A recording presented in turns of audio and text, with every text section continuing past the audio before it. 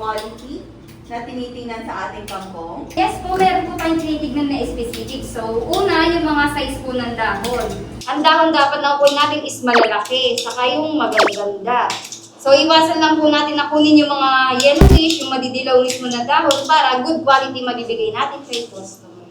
Wow. Sige, pumunta naman tayo kay Sir Ben. What's up? What's up? Bakit tingin mo important na maging hands-on sa pag-produce ng kangkong chips? For me, parang anak mo rin siya itong business, itong product natin. Binibigyan natin siya ng pagmamahal. So, kailangan talaga tulad sa anak natin, hands-on talaga tayo. Last question kay ating founder, Mr. Frank Gao.